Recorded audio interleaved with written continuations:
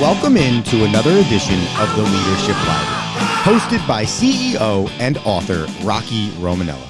Rocky is the author of the book, Tighten the Lug Nuts, The Principles of Balanced Leadership, and has over 40 years of business experience as a prominent member of the UPS Supply Chain Solutions team, as well as the CEO of Unitech Global Services. So sit back, grab your notebook, and take a seat, and get ready for this edition of the Leadership Library.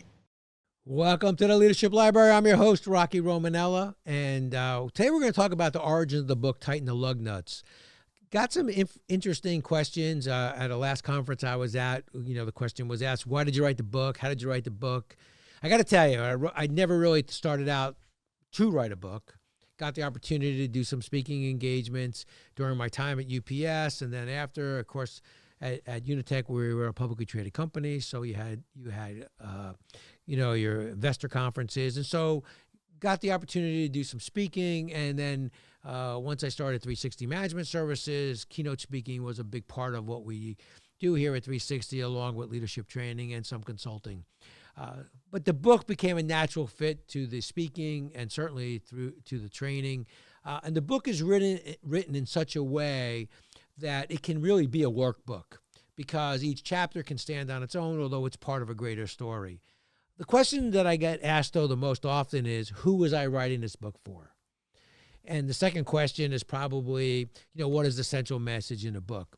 For me, I believe leadership is something we all have concerns about, and we're all leaders at one time or another. Let me give you a quick example. So if I'm at a conference and I ask everyone, who is your local senator? Who's your local congressman? Most people can't answer that question. Who's your board of ed president? Many people can't answer that question. But if I ask the question, who's that teacher that made a difference in your life?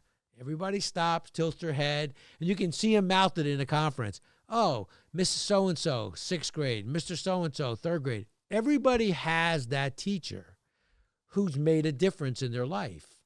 And if you think about it, that's what leadership's all about. Leadership is all about leaving something a little better than you found it. So when you think about it from that perspective, we're all leaders at one time or another. We're all leaving things a little better than we found it, whether it's the PTA, whether it's helping your daughter with their Girl Scout cookie sales, whether it's, at Little League, you're helping your child on Little League, you're coaching, you're helping in soccer, whatever it is. We're all leaders at one time or another. I always get the question, people always say, well, I'm not a leader. I can't manage anyone.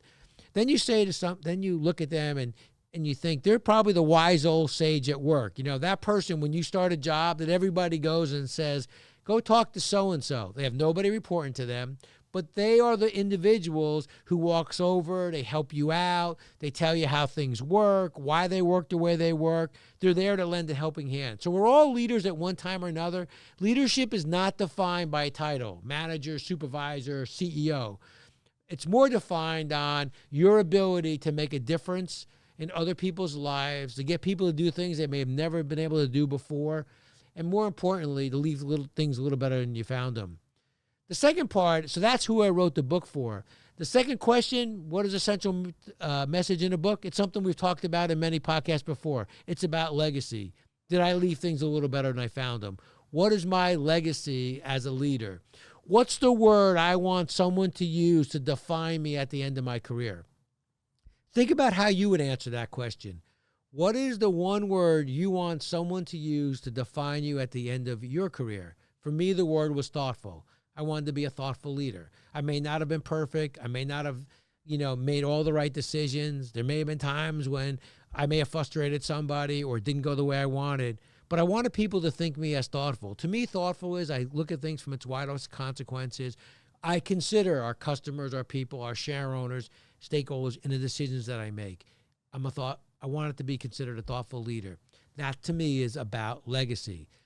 Think about that question. What's the word you want someone to use to describe you at the end of your career? Send it to me at my website, or send it to me on Gmail, rockyromanella@gmail.com. And on our next podcast, we'll talk a little bit about some of the words that were sent back.